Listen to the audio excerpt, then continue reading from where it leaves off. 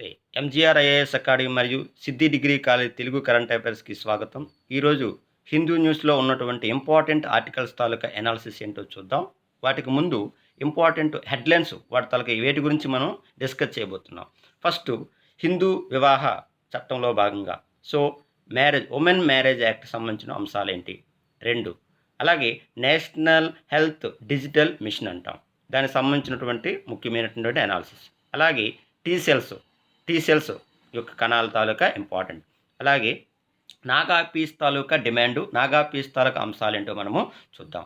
అందులో భాగంగా first articles ఏమిటంటే, నరేంద్ర మోదీ గారు 2020 ఆగస్టు 15వ తారీఖున ఆయన చెప్పినటువంటి ప్రసంగాలలో ఫస్ట్ వన్ ఏంటంటే, గవర్నమెంట్ ఆఫ్ ఇండియా అనేది హిందూ వివాహ వయస్సు అంటే ఉమెన్ మ్యారేజ్ యాక్ట్ తాలూకా అంశాలు ఏవైతే ఉన్నాయో వాటి గురించి కొన్ని ముఖ్యమైన అంశాలు డెసిషన్ తీసుకోవడం జరిగింది. ఏమిటంటే, ప్రస్తుతం హిందూ ఉమెన్ సంబంధించినటువంటి వివాహ వయసు పరంగా చూసుకున్నట్లయితే, మ్యారేజ్ ఆఫ్ ఉమెన్ పరంగా చూసుకున్నట్లయితే ఇప్పుడు 18 ఇయర్స్ ఉన్నది. 18 ఇయర్స్ కాస్త 21 ఇయర్స్కి పెంచినట్లుగా ఈ యొక్క అంశాల్లో వెల్లడించడం జరిగింది. ఇక నెక్స్ట్ తర్వాత వచ్చే ఇంపార్టెంట్ ఏంటంటే, మహిళలు మరియు చిల్డ్రన్స్లో ఎక్కువగా పోషకాహారలేమితో బాధపడుతున్నటువంటి వారికి, మాల్ న్యూట్రిషన్ సంబంధించిన వాటితో బాధపడుతున్న వారికి పూర్తి స్థాయిలో పోషకాహారాలతో వీళ్ళు కూడుకున్నటువంటి వాటిని కల్పించడమే, ప్రొవైడ్ చేయడమే ఈ ముఖ్యమైనటువంటి అంశాల్లో సెకండ్ పాయింట్గా వెల్లడించడం జరిగింది. అయితే ఇక్కడ ఇంపార్టెంట్ ఏంటంటే, ఈ యొక్క డెసిషన్ సంబంధించినటువంటి అంశాలు ఏవైతే ఉన్నాయో వీటికి సంబంధించిన వాటిని ఏ మినిస్ట్రీ యొక్క ఆధ్వర్యంలో చేయడం జరిగిందంటే, ministry of women and child development అంటాం. అంటే వీళ్ళ ఆధ్వర్యంలో 10 మంది సభ్యులతో ఒక ప్యానల్ కమిటీని వేయబోతున్నారు. అయితే ఈ ప్యానల్ కమిటీయే రానున్న కాలంలో వాటికి సంబంధించిన వాటిని సర్వే చేసి ఎగ్జామిన్ చేయడం జరుగుతుంది. ఏమిటి? First one, age of motherhood. అసలు ఏ ఏజ్లో మదర్ అయ్యే విధానం ఉంటే ఆ ఏజ్లో వాళ్ళకి ఆరోగ్యపరమైనటువంటి అంశాలు ఉంటుంది. వాటికి సంబంధించిన వాటిలో అవేర్నెస్, దాన్ని మనం age of motherhood. 2, lowering maternal mortality rate అంటాం. అంటే ఇక్కడ మనకి పూర్తి స్థాయిలో ఈరోజు మనం తల్లి మరణాలు అనేది చాలా వరకు చూస్తున్నాం మనం. దానికి సంబంధించిన వాటిని పూర్తి స్థాయిలో తగ్గించాలి. దీన్నే మనం ఎంఎంఆర్ అంటాం.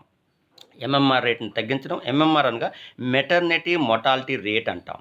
ఇక నెక్స్ట్ తర్వాత వచ్చే ఇంపార్టెంట్ అంటే, మహిళలందరిలో కూడా పోషకాహారపరమైనటువంటి పదార్థాల తాలూకా క్వాలిటీతో కూడుకున్న న్యూట్రిషన్ ఫుడ్ లెవెల్ని పెంచడం, ఇంప్రూవ్మెంట్ చేయడం. ఇది ఈ యొక్క కార్యక్రమంలో ముఖ్యమైనటువంటి అంశాలు. అయితే ఇక్కడ మనకి చైల్డ్ మ్యారేజ్, అందులో ఎర్లీ చైల్డ్ మ్యారేజ్ సంబంధించిన వాటిలో మ్యారేజ్ చేయటం వల్ల కలిగే అంశాలేంటి? First, age of marriage and motherhood. ఇక్కడ వయసుకు తగ్గ పెళ్లి చేయకపోవటం వల్ల, చిన్న వయసులో పెళ్లి చేయటం వల్ల కలిగే అనర్థాలు. 1, ఆరోగ్యపరమైన అంశాల్లో దెబ్బతినడం. 2, medical well being. 3, nutrition level అనేది, స్టేటస్ అనేది తగ్గిపోవటం. అంటే వీటిని అనుసంధానంగా చూసుకున్నట్లయితే ఈరోజు చాలా వరకు ఇబ్బందులకి గురయ్యే సందర్భాలు కనిపిస్తున్నాయి. కనుక ఈ మ్యారేజ్ యాక్ట్ సంబంధించిన అంశాలు 18 ఇయర్స్ నుంచి 21 ఇయర్స్కి పెంచడం జరిగిందన్న అంశాన్ని అందరూ కూడా గమనించాలి. ఇక తర్వాత వచ్చే ఇంపార్టెంట్ పారామీటర్స్ ఏంటంటే, 1, వీటిని పారామీటర్స్గా తీసుకొని, వీటిని ప్రమాణంగా తీసుకొని ఈ యొక్క కార్యక్రమాలు చేయడం జరిగింది. ఏమిటి? అది చాలా ఇంపార్టెంట్. ఫస్ట్ వన్ ఏమిటంటే ఐఎంఆర్. అంటే అర్థం ఏంటంటే ఇన్ఫెంట్ మొర్టాలిటీ రేట్ అంటాం. Infant mortality rate. దీనికి ఒక ఫార్ములా కూడా ఉందండి. ఏమిటంటే number of resident infant deaths by number of residents live birth into 1000. అంటే measure death of infant under 1 year of age per 1000 live birth. దీన్ని మనం ఐఎంఆర్ అంటాం. వెరీ వెరీ మోస్ట్ ఇంపార్టెంట్ అండి. IMR, infant mortality rate. ఇక 2, MMR. MMR అనగా maternal mortality rate అంటాం. Death of women while pregnant or within 42 days of termination of pregnancy per 1 lakh live birth అంటాం. ఇది తల్లి మరణాల రేటుగా మనము చెప్పుకుంటాం. ఇక నెక్స్ట్ టిఎఫ్ఆర్ అంటే టోటల్ ఫెర్టిలిటీ రేట్ అంటాం. టోటలీ ఫెర్టిలిటీ రేట్ అంటే total number of childrens born or likely to be born to a women her life time. దీన్ని మనం TFR ఈ షార్ట్ కట్లో మీరు గుర్తుపెట్టుకోవాలండి. టోటల్ ఫెర్టిలిటీ రేట్ అంటాం. ఇక 3 sex ratio at birth. Number of girls Born for every 1000 boys. అంటే ఎంతమంది, అంటే 1000 మంది బాలులకు ఎంతమంది బాలికలు జన్మిస్తున్నారు. దీన్ని మనం సెక్స్ రేషియో ఎట్ బర్త్ అంటాం. అయితే చైల్డ్ సెక్స్ రేషియో అంటాం. చైల్డ్ సెక్స్ రేషియో ఏంటంటే number of females per 1000 males in the age group ఎంత 0 to 6 years ఏజ్ అంటాం. అంటే ఇక్కడ మనకి బాలబాలికల యొక్క నిష్పత్తి, చైల్డ్ సెక్స్ రేషియో అంటే బాలబాలిక నిష్పత్తి. ఉదాహరణకి 2001 జనాభా లెక్క ప్రకారంగా ఎంత ఉంది? 1000 మందికి ఎంతమంది? సో 927 బాలికలు. 1000 మంది పురుషులకు ఎంతమంది బాలికలు? 927. అలాగే 2011 ప్రకారంగా చూసుకున్నట్లయితే ఎంతమంది? 1000 మంది బాలులకు ఎంతమంది బాలికలు? 919. సో ఈ యొక్క వివరాలుగా మనం చెప్తాం. ఇక తర్వాత వచ్చే ఇంపార్టెంట్ ఏంటంటే అసలుకి చైల్డ్ ఎర్లీ మ్యారేజ్ వల్ల కలిగే అనర్థాలు ఏంటంటే ఫస్ట్ వన్ ఇంపార్టెంట్ ఏంటంటే వయసుకు తగ్గ బరువు లేకపోవటం, పెరుగుదల లేకపోవటం, వాళ్ళు నిరంతరమైన దీర్ఘకాలిక వ్యాధితో బాధపడటం. ఇది వాళ్ళలో కలిగే అనర్థాలు. ఇవి ముఖ్యమైనటువంటి అంశాలు. ఇక తర్వాత భారతదేశంలో ఇదివరలో హిస్టారికల్ బ్యాక్గ్రౌండ్లోకి వెళ్ళినట్లయితే ముఖ్యమైనటువంటి చట్టాలు, వాటి తాలూకు వివరాలు. ఫస్ట్ వన్ ఇంపార్టెంట్ ఏంటంటే laws in India on age of marriage. అంటే ఇక్కడ మ్యారేజ్ ఏజ్ యొక్క అంశాల గురించి భారతదేశంలో ఇదివరలో చేసినటువంటి చట్టాలు. ఫస్ట్ వన్ ఏంటంటే Indian marriage act 1875. Indian marriage act 1875 ప్రకారంగా minimum age of marriage is ఎంతైతే మినిమం ఏజ్ ఉండాలో వాటికి సంబంధించిన వాటిని న్యూట్రల్గా మెజారిటీ అనేది తీసుకురావడం జరిగింది. ఎంత? 18. ఎంత అండి? 18 as per the Indian majority act 1875. ఇక 2 1954 స్పెషల్ మ్యారేజ్ యాక్ట్ మరియు provision of child marriage act 2006 ప్రకారంగా ఇందులో ఉమెన్కి 18 years అని, మెన్కి 21 years అని నిర్ధారించడం అనేది జరిగింది. మినిమం ఏజ్ అంటాం. అలాగే చైల్డ్ మ్యారేజ్ రిస్ట్రెయింట్ యాక్ట్ 1929. ఇక్కడ మనకి ఒక యాక్ట్ అనేది చాలా ఎగ్జాంపుల్ ఇస్తున్నాడండి. ఏమిటంటే శారదా చట్టం అంటాం. శారదా చట్టం ఏం చెప్తుందంటే 1929లో శారదా చట్టం తీసుకురావడం. అంటే 16 సంవత్సరాలు ఉమెన్, 18 సంవత్సరాలు మెన్. ఇది శారదా చట్టంలో చెప్పబడినటువంటి అంశాలు. అంటే 16 and 18 years as the minimum age of marriage for girls and boys respectively. అయితే దీనిని 1978లో 18 సంవత్సరాలు ఉమెన్ అని, 21 సంవత్సరాలు మెన్ అని నిర్ధారించడం జరిగింది. ఇక తర్వాత Hindu marriage act 1955. Hindu marriage act 1955 ఏం చెప్తుందంటే 18 సంవత్సరాలు అనేది ఉమెన్ అని, 21 సంవత్సరాలు అనేది మెన్ అనేది మనకి చెప్పడం జరుగుతుంది. అలాగే ఇండియన్ క్రిస్టియన్ మ్యారేజ్ యాక్ట్ 1872 కూడా ఇదే విధమైనటువంటి అంశాలు అనేది చెప్పడం జరుగుతుంది. అంటే 18 years అనేది ఉమెన్ అని, 21 years అనేది మెన్ అని. ఇది భారతదేశంలో మ్యారేజ్ ఏజ్ సంబంధించిన వాటిలో అంటే యాక్ట్ ప్రకారంగా వచ్చినటువంటి అంశాలుగా మనము చెప్పుకుంటాం. అయితే దీనికి సంబంధించిన అంశాలలో మనకి 21 ఏవైతే NGO సంస్థలు ఉన్నాయో అవన్నీ కూడా ఈ యొక్క చైల్డ్ మ్యారేజ్ సంబంధించిన వాటిలో వెళ్ళటం వల్ల కలిగే అనర్థాలకు సంబంధించిన వాటిని సర్వేలో వెల్లడించడం జరిగింది. అంటే ఇక్కడ మనకి చిన్న వయసులో మ్యారేజ్ చేయటం వల్ల వాళ్ళు ఎటువంటి అంశాల్లో కోల్పోతున్నారు. ఒకటి ఇంక్రీజ్ గర్ల్స్. అంటే ఇక్కడ మనకి ఎడ్యుకేషన్ పరంగా, హెల్త్ పరంగా, ఎంపవర్మెంట్ పరంగా చాలా వరకు పూర్తి స్థాయిలో నష్టపోతున్నారు, ప్రమాదమైన అంశాల్లో ఉన్నారు అని మనకి NGO సంస్థలు అనేవి వీటికి సంబంధించిన వాటిలో అవేర్నెస్ చేయడం జరిగింది. అలాగే వే ఆఫ్ ఫార్వర్డ్ ఏవైతే ఈ సంబంధించినటువంటి యాక్ట్స్ ఉన్నాయో ఈ యాక్ట్స్ ఎలా ఉండాలంటే చిల్డ్రన్ మ్యారేజ్ యాక్ట్ సంబంధించిన వాటిని పూర్తి స్థాయిలో తగ్గుదల చేయటము, అలాగే వాళ్ళలో విద్య సంబంధించిన వాటిలో పెంపుదల చేయడము, ఆర్థిక పరంగా, సామాజిక పరంగా వాళ్ళ యొక్క ప్రవర్తన విధానంలో చేంజ్ అనేది చేసే విధంగా ఈ విధంగా అంటే ఇక్కడ పూర్తి స్థాయిలో చిన్న వయసులో మ్యారేజ్ అనేది చాలా ప్రమాదకరమైన స్థితిలో కలిగినటువంటి అంశము కనుక వాటి గురించి పూర్తి స్థాయిలో అవేర్నెస్ కల్పించే విధంగా చేయాలి. ఇది ఈ యొక్క యాక్ట్ సంబంధించిన అంశాలు. ఇది మనకి ఉమెన్ మ్యారేజ్ యాక్ట్ సంబంధించిన వాటిలో నరేంద్ర మోదీ గారు తీసుకున్నటువంటి అంశాలు. అయితే దీనికి సంబంధించిన అంశాన్ని 2020 జూన్‌లో ఒక అంశంలో చట్టాన్ని తీసుకురావడం జరిగింది. దీనికి సంబంధించిన వాటిలో ప్రసంగించడంలో అన్న అంశాల్లో వెల్లడించడం జరిగిందన్న అంశాలందరూ కూడా గమనించాలి. ఇది మనకి నరేంద్ర మోదీ గారు ఉమెన్ ఏజ్ సంబంధించినటువంటి మ్యారేజ్ సంబంధించిన వాటిలో వయసు తాలూకు విధానాన్ని ఇంక్రీజ్ చేసి దానికి సంబంధించిన కమిటీ, దానికి సంబంధించిన అవసరాలు. ఇది ఇక నెక్స్ట్ ముఖ్యమైన ఆర్టికల్స్లో మనము తర్వాత వచ్చే ముఖ్యమైన ఆర్టికల్ ఏంటంటే నేషనల్ డిజిటల్ హెల్త్ మిషన్ అంటాం. అయితే నరేంద్ర మోదీ గారు 2020 ఆగస్టు 15వ తారీఖున ప్రసంగించిన అంశాల్లో ఇక ముఖ్యమైనటువంటి ప్రాజెక్టు గురించి ఆయన ప్రస్తావించడం జరిగింది. అదే నేషనల్ హెల్త్ డిజిటల్ మిషన్. ఒక విషయం మనందరూ కూడా గమనించాలి. ఒక ఆరోగ్యపరమైనటువంటి భారతదేశాన్ని ఎప్పుడైతే నిర్మించగలుగుతామో, అలాగే స్వేచ్ఛాపరమైనటువంటి భారతదేశాన్ని ఎప్పుడైతే తీసుకురాగలుగుతామో, అప్పుడు ఆటోమేటిక్గా తలసరి ఆదాయం పెరుగుతుంది, జాతీయ ఆదాయం పెరుగుతుంది, దేశ ఆర్థిక పరమైన అంశాల్లో పెరుగుతుంది. ఇది అంటే ప్రపంచ దేశాల పరంగా చూసుకున్నట్లయితే అన్ని దేశాలు, ఒక కెనడా చూడండి, ఒక రష్యా చూడండి, ఒక అమెరికా చూడండి, ఇవన్నీ కూడా హెల్త్ పాయింట్ ఆఫ్ అంశాల్లో చాలా వరకు మెరుగైనటువంటి స్థాయిలో ఉన్నాయి. కనుక భారతదేశం కూడా, ఎందుకంటే ఈరోజు మనకి ఒక 2-3 అమెరికాలతో సమానమైనటువంటి జనాభా, అలాగే చాలా ప్రపంచంలో అత్యంత ఎక్కువ జనాభా కలిగిన భారతదేశం, అలాగే ప్రపంచంలో అత్యంత యువకులు కలిగినటువంటి దేశం భారతదేశం. అటువంటి దేశాన్ని మనం ఎంత ఆరోగ్యపరమైన దేశంగా మనం తీర్చగలిగితే, ఇంకొక ప్రముఖంగా మనము ఆర్థిక స్థాయిలో, అలాగే అవేర్నెస్ ముఖ్యమైన స్థాయిలో భారతదేశం అనేది ఎదుగుదల ముందుంటుందన్న అంశాలు దృష్టి పెట్టుకొని, అది ఆరోగ్య రంగంలో చాలా వరకు ముందు స్థాయిలో ఉన్నట్లయితే మనం పూర్తి స్థాయిలో అభివృద్ధికి ముందుకుంటాం. దాన్ని దృష్టిలో పెట్టుకొని నేషనల్ డిజిటల్ హెల్త్ మిషన్ అంటాం. అయితే నేషనల్ డిజిటల్ హెల్త్ మిషన్లో భాగంగా దీని తాలూకా విధానాలు, ప్రాముఖ్యత ఏంటో చూద్దాం. దానికి ముందు మనకి యుఎన్ఓ సస్టైనబుల్ డెవలప్మెంట్ గోల్ అంటాం.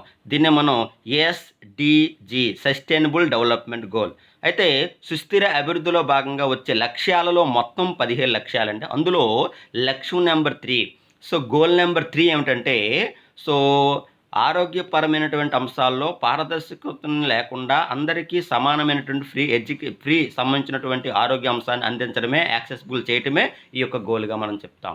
అయితే ఇందులో ఉన్నటువంటి అంశాలను చూద్దాం. ఫస్ట్ నేషనల్ డిజిటల్ హెల్త్ మిషన్లో భాగంగా ఫస్ట్ పాయింట్ ఏంటంటే భారతదేశంలో అందరికీ కూడా హెల్త్ కార్డ్ని ఇష్యూ చేయటము. 2 ఇంపార్టెంట్ ఏంటంటే దీని ద్వారా అన్ని రకాల వైద్య సమాచారాన్ని తెలియపరచడము. అలాగే ఏవైతే నేషనల్ హెల్త్ అథారిటీ ఉందో, ఈ నేషనల్ హెల్త్ అథారిటీ ఆధ్వర్యంలో ఈ నేషనల్ డిజిటల్ హెల్త్ మిషన్ అనేది పూర్తి స్థాయిలో డిజైన్ చేయడం అనేది, తయారు చేయడం అనేది జరగడం జరుగుతుంది. ఇక తర్వాత వచ్చే ఇంపార్టెంట్ ఏంటంటే ఈ నేషనల్ డిజిటల్ హెల్త్ మిషన్ అనేది అభివృద్ధిలో, అంటే ఎంత ఇకోసిస్టమ్గా హెల్త్ పాయింట్ ఆఫ్ వ్యూలో అభివృద్ధిలో ఉంటే అంత అద్భుతమైనటువంటి విజయాన్ని చేకూరుస్తుంది. కనుక create national digital health ecosystem అంటాం. ఇక తర్వాత వచ్చే ఇంపార్టెంట్ ఏంటంటే పారదర్శకంగా, అలాగే అందరికీ అందుబాటులో ఉండే విధంగా, అలాగే అందరికీ హెల్త్ సంబంధించినటువంటి రక్షణ సంబంధించిన వాటిలో ఆల్ ఇండియన్ సిటిజన్స్, ఎవరైతే అందరూ భారతీయులు ఉంటారో భారతీయులందరికీ కూడా ఆరోగ్యపరమైన అంశాల్లో ఇంక్లూజివ్ యాక్సెస్గా, ఎఫర్టబుల్గా చేయటమే ఈ యొక్క కార్యక్రమం తాలూకా అంశాలు. ఇక తర్వాత వచ్చే ఇంపార్టెంట్ ఏంటంటే improve efficiency, effective or transparency of health care service in India. అంటే భారతదేశంలో వైద్య రంగాన్ని పెరుగుదల, వైద్య రంగం అనేది ఒక పారదర్శకమైన అంశాల్లో ఒక ఎఫెక్టివ్గా, ఒక ఇన్ఫ్లుయెన్సింగ్గా ఇంప్రూవ్ చేయడమే, దేశం అంతా కూడా వ్యాప్తి చేయడమే ఈ యొక్క కార్యక్రమంగా మనము గుర్తుపెట్టుకోవాలి. అయితే ఇంకోటి ఇంపార్టెంట్ ఏంటంటే నేషనల్ డిజిటల్ హెల్త్ మిషన్ అనేది ఇక్కడ ఎన్హెచ్ఎస్ అంటాం. ఈ ఎన్హెచ్ఎస్ బేస్డ్ని ఆధారంగా చేసుకొని తయారు చేయడం జరుగుతుంది. దీనికి సజెస్ట్ చేసేది వారు ఎవరు? ఇది మనకి ఎగ్జామ్లో అడుగుతాడండి. నీతి ఆయోగ్ అంటామండి. నీతి Aayog, national institute transforming of India అంటాం. ఇది దీని తాలూకా అంశాలుగా మనం చెప్తాం. ఇక తర్వాత ముఖ్యమైన ఇంపార్టెంట్ ఏంటంటే నీతి ఆయోగ్ అనేది సర్వే చేసి దానికి సంబంధించిన అంశాలు సజెస్ట్ చేయడం జరుగుతుంది. ఎవరికి సజెస్ట్ చేయడం జరుగుతుంది? నేషనల్ హెల్త్ స్టేక్ అంటాం. దానికి సంబంధించిన వాటిలో ఫస్ట్ వన్ ఏంటంటే మాస్టర్ హెల్త్ డేటా. హెల్త్ సంబంధించిన డేటా అనేది చాలా కీలకమైనది. 2 ఇంపార్టెంట్ ఏంటంటే ఈరోజు భారతదేశంలో హెల్త్ పరమైనటువంటి అంశాల్లో ప్రొవైడ్ చేసే స్కీమ్స్ ఏవైతే ఉన్నాయో వాటిలో ఏమాత్రం లోటుపాట్లు లేకుండా చేయడం. ఉదాహరణకి భారతదేశంలో వైద్య రంగంలో అతిపెద్ద స్కీమ్ ఏదంటే ఇది ప్రపంచంలోనే అత్యంత వైద్య రంగంలో ప్రతిష్టాత్మకమైన కార్యక్రమంగా చెప్పుకుంటాం. దాన్ని మనం ప్రధానమంత్రి జన్ ఆరోగ్య యోజన, దీన్ని మనం ఆయుష్మాన్ భారత్ స్కీమ్ అని కూడా మనము పిలవడం జరుగుతుంది.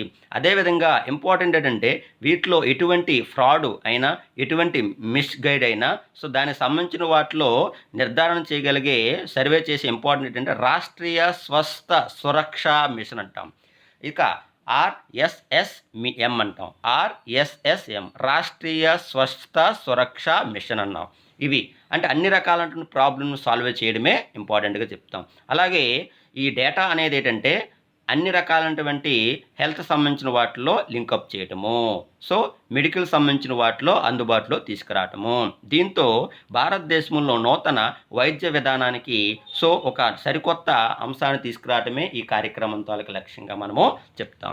ఇది నేషనల్ డిజిటల్ హెల్త్ మిషన్లో భాగంగా వచ్చే ఆర్టికల్ అండి. ఇక తర్వాత వచ్చే ముఖ్యమైన ఆర్టికల్ ఏంటంటే సైన్స్ అండ్ టెక్నాలజీలో జనరల్ సైన్స్లో మనం చెప్పే ఆర్టికల్. సో దీన్ని మనం టీ సెల్ అంటాం.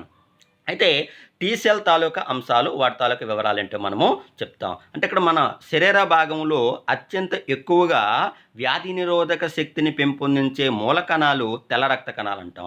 ఆ తెల్ల రక్త కణాల్లో మనకి ఇంపార్టెంట్ ఏంటంటే బి సెల్స్ అని టీ సెల్స్ అంటారు. అందులో టీ సెల్స్ తాలూకా వివరాలు అనేవి చాలా ముఖ్యం. అందులో ఏ వ్యాధి యొక్క ఎదుర్కోవడంలో కీలక పాత్ర వహించిందంట? సార్క్ కరోనా వైరస్ 2 అంటాం. ఇక్కడ యాంటీబాడీ టెస్ట్ అంటామండి. ఇక్కడ యాంటీబాడీ టెస్ట్ ద్వారా స్పెసిఫిక్గా టీ సెల్స్ తాలూకా విధానంలో ఫ్యామిలీ మెంబర్స్ ఎవరైతే ఉన్నారో వాళ్ళలో నెగిటివ్ అనేది వచ్చి వ్యాధి నిరోధక శక్తిని పెంపొందించే మూలమైన అంశాలు ఉన్నాయంట్లుగా ఇక్కడ వెల్లడించడం అనేది జరిగింది. అంటే ఇక్కడ మనకి పీపుల్స్లో టీ సెల్స్ తాలూకా విధానం ఏం చెప్తుందంటే వ్యాధి నిరోధక శక్తిని పెంపొందే అంశాల్లో వెల్లడించిందని ఈరోజు మనకి COVID-19 యొక్క కేసులో పరంగా చెప్పినటువంటి ఏ టెస్ట్లో యాంటీబాడీ టెస్ట్ అంటాం. అయితే ఇక్కడ ఈ టీ సెల్స్ తాలూకా అంశాలు, వాటి తాలూకా వివరాలు ఏంటో మనము చూద్దాం. ఇక్కడ మనకి మానవ శరీర భాగంలో ఉన్నటువంటి రక్త కణాలు, బ్లడ్ సెల్స్ అంటాం. రక్త కణాలు 2 రకాలండి. ఒకటి RBC అని, 2 WBC అని. RBC అంటే రెడ్ బ్లడ్ సెల్స్ అంటాం. WBC అంటే వైట్ బ్లడ్ సెల్స్ అంటాం. అయితే వైట్ బ్లడ్ సెల్స్లో భాగంగా వచ్చే ముఖ్యమైన అంశాలు దీన్ని మనం మైక్రోస్కోపిక్ పోలీస్ మ్యాన్ అంటామండి. ఎవరిని? వైట్ బ్లడ్ సెల్స్ని. ఎందుకంటే మానవ శరీర భాగంలో అత్యంత రక్షణపరమైన అంశాల్లో కీలక పాత్ర వహించే కణాలు ఏంటంటే వైట్ బ్లడ్ సెల్స్గా మనము చెప్పుకుంటాం. 12 to 13 days అండి. దీని యొక్క జీవితకాలం ఎంతంటే 12 నుంచి 13 రోజులుగా మనము చెప్పుకుంటాం. అయితే ఇక్కడ ఇందులో మనకి ల్యూకోసైట్స్ అంటామండి. ఇందులో ల్యూకోసైట్స్లో మనకి 2 రకాలు ఉంటాయండి. గ్రాన్యులోసైట్స్ అని, అలాగే ఎగ్రాన్యులోసైట్స్ అంటాం. ఎగ్రాన్యులోసైట్స్ అంటే గ్రాన్యులోసైట్స్ తాలూకు ఇంపార్టెంట్ ఏంటి? గ్రాన్యులోసైట్స్లో మరలా మనకి 3 రకాలు ఉన్నాయి. ఒకటి న్యూట్రోఫిల్స్ అని, 2 ఎసినోఫిల్స్ అని, 3 బెసోఫిల్స్ అని. న్యూట్రోఫిల్స్ అంటే అత్యంత ఎక్కువగా ఉండే కణాలు, అలాగే బెసోఫిల్స్ అని అత్యంత తక్కువగా ఉండే కణాలు. అదేవిధంగా ఎగ్రాన్యులోసైట్స్ అంటాం. ఎగ్రాన్యులోసైట్స్లో మరలా మనకి 2 రకాలండి. ఒకటి లింఫోసైట్స్ అని, 2 మోనోసైట్స్ అంటాం. లింఫోసైట్స్ ఇవి మనకి చాలా కీలకమైనవి. లింఫోసైట్స్ అనేవి మానవ శరీర భాగంలో అత్యంత వ్యాధి నిరోధక శక్తిని పెంపొందించేవి. ఎటువంటి వ్యాధి నిరోధక శక్తిని అంటే అత్యంత ప్రమాదకరమైనటువంటి బ్యాక్టీరియా అవనియండి, వైరస్ అవనియండి, వీటి వల్ల వచ్చే ఎటువంటి వ్యాధిపరమైన అంశాల్లో కూడా కంట్రోల్ చేయగలిగినటువంటి అత్యంత వ్యాధి నిరోధక శక్తి కలిగిన కణాలు ఏంటంటే వాటిని మనం లింఫోసైట్స్ అంటాం. అతి చిన్న తెల్ల రక్త కణాలు ఏమిటంటే లింఫోసైట్స్. అత్యంత ఎక్కువ వ్యాధి నిరోధక శక్తిని పెంపొందించే తెల్ల రక్త కణాలు ఏంటంటే లింఫోసైట్స్. ఇందులో మనకి 2 రకాలుగా చెప్తామండి. ఒకటి బి సెల్స్ అని, 2 టీ సెల్స్ అని. ఈ 2 కూడా ఇమ్యూనిటీ సంబంధించిన రెస్పాన్స్ని వహించే కణాలు. అయితే ఇందులో మనకి టీ సెల్స్ అనేవి చాలా ఈరోజు మనకి ముఖ్యమైన అంశాలు మనము చెప్పుకుంటాం. ఇది సైన్స్ అండ్ టెక్నాలజీలో జనరల్ సైన్స్లో మనకు వచ్చే ముఖ్యమైనటువంటి ఆర్టికల్లో భాగము. ఇక నెక్స్ట్ ఆర్టికల్లోకి మనము వెళ్దాం. ఇక నెక్స్ట్ ఆర్టికల్లోకి వెళ్ళే ముందు అసలు నార్త్ ఈస్ట్ స్టేట్ తాలూకా ఇన్ఫర్మేషన్ అండి. నార్త్ ఈస్ట్ స్టేట్ తాలూకా ఇంపార్టెంట్. ఇందులో నాగా పీస్ అంటాం. ఇంతకీ నాగా పీస్ తాలూకు అంశాలేంటి? దాని తాలూకు వివరాలేంటి? అయితే ఈ నాగా పీస్ సంబంధించిన అంశాలేంటంటే, సో నాగాలాండ్ ప్రజల తాలూకా జీవన మనుగడ, వాళ్ళ యొక్క ఎదుగుదల, వాళ్ళ తాలూకా ఉద్యోగ, వాళ్ళ తాలూకా అక్షరాస్యత, భాష వీటన్నిటి యొక్క వృద్ధిలో పెట్టుకొని అంశాలు పెట్టుకొని నాగాలాండ్‌లో కొన్ని ముఖ్యమైనటువంటి ఆర్గనైజేషన్స్ ఉన్నాయి. అందులో ఇంపార్టెంట్ ఏంటంటే ఎన్ఎస్‌సిఎన్ అంటాం. సో ఇవి ఏం చెప్తున్నాయంటే, మాకు ప్రత్యేకమైనటువంటి హోదా కావాలి. మరియు మాకు ప్రత్యేకమైన రాజ్యాంగం కావాలి. ఇవి అయితే మేము తయారు చేసుకున్న ఫ్లాగ్ ఫెసిలిటీస్ కావాలి. ఇవి వాళ్ళు కోరిక మేరకు డిమాండ్‌గా మనం చెప్తాం. ఇవి అయితే నాగాలాండ్‌కు సంబంధించినటువంటి ఐ మీన్ ఎక్కడైతే జీవిస్తున్నారో వాళ్ళ తాలూకు అంశాలు ఎక్కడెక్కడ జీవిస్తున్నారో వాళ్ళు 1 అస్సాము, 2 అరుణాచల్ ప్రదేశ్, 3 మణిపూర్. 3 మణిపూర్. అంటే ఈ ప్రాంతాలలో జీవించగలిగే వాళ్ళకి ప్రత్యేకమైనటువంటి అంశాల్లో కల్పించే విధంగా ఈ నాగా పీస్ అగ్రీమెంట్ అనేది తీసుకురావడం అనేది జరిగింది. అయితే ఇక్కడ మనకి నాగా ఇన్‌హెబిటెడ్ ఏరియా అంటాం. ఏంటది? అస్సాము, అరుణాచల్ ప్రదేశ్ అండ్ మణిపూర్. అయితే ఇక్కడ భారత ప్రభుత్వం తాలూకు అంశాలు ఏం చెప్తుందంటే, వీటికి సంబంధించిన అంశాల్లో ఇవ్వడం అనేది తక్కువగా ఉంటుంది. ఇవ్వటానికి భారత ప్రభుత్వం అనేది విల్లింగ్‌గా లేదు అనే అంశాలందరూ కూడా will not further divided for creator నాగాలేబం. సో దీంతో వాళ్ళలో పీస్‌కి సంబంధించినటువంటి ప్రొటెస్ట్ అనేది ఎక్కువవుతుందనే అంశాన్ని అందరూ కూడా గమనించాలి. అయితే ఇక్కడ ఇంపార్టెంట్ ఏంటంటే వాళ్ళ ఫస్ట్ డిమాండ్ ఏంటంటే ఒకటి సో క్రియేటర్ నాగాలేబం. అంటే నాగా సంబంధించిన వాటి యొక్క విధానం అనేది సో వన్ ఆఫ్ 3 స్టేట్స్‌గా చేయడం. ఇక 2 సెపరేట్ కాన్స్టిట్యూషన్. 3 మాకు ప్రత్యేకమైన ఫ్లాగ్‌ని. ఇక మాకు సవర్నిటీ తాలూకా విధానం. అంటే మా యొక్క భూభాగంలో గాని, మా తాలూకా విధానంలో గాని, అభివృద్ధిలో గాని, మా అంశాల్లో గాని ఇంకొకరి ప్రమేయం లేకుండా ఉండటం. ఇక తర్వాత భారత రాజ్యాంగంతో మిళితం లేకుండా మాకు ప్రత్యేకమైన రాజ్యాంగాన్ని కల్పించడము. ఇది ముఖ్యమైనటువంటి ఆర్టికల్స్‌లో పరంగా వచ్చే అంశాలు. అయితే ఇక్కడ ఓ విషయం మీరు గమనించాలండి. ఇక్కడ నాగా ప్రజల తాలూకా అభివృద్ధి కార్యక్రమాల్లో పాలుపంచుకున్నటువంటి లోకల్‌గా ఉన్నటువంటి ఎవరైతే స్వచ్ఛంద కార్యక్రమాల సంస్థల వాళ్ళు ఉన్నారో, వాళ్ళు నాగా ప్రజల తాలూకా అభివృద్ధిలో ఎంతవరకు పాలు పంచుకుంటున్నారు? వాళ్ళకి వీళ్ళకి రియాక్షన్ ఎంతవరకు ఉంది? వాళ్ళ తాలూకా విధానాలేంటి? ప్రజాస్వామ్య అంశాలనేవి ఈరోజు నాగాలాండ్‌లో పూర్తి స్థాయిలో ప్రమాదకరమైన అంశాల్లో ఉన్నాయి. ఏం జరుగుతుంది? దానికి సంబంధించినటువంటి వివరణాత్మకమైన సర్వే ఇవ్వాల్సిందిగా ఆర్ఎన్ రవి అనేవారు నాగాలాండ్ యొక్క రాష్ట్ర గవర్నర్ అండి. ఈయన నాగాలాండ్ ప్రభుత్వానికి ఒక లేఖలో వెల్లడించడం అనేది జరిగింది. అదో పాయింట్. 2 ఇంపార్టెంట్ ఏంటంటే ఇక్కడ ఏజెన్సీ ప్రాంతాల్లో ఇక్కడ మనకి ట్రైబల్ ఏరియా అవనియండి, అలాగే షెడ్యూల్ ఏరియా అవనియండి.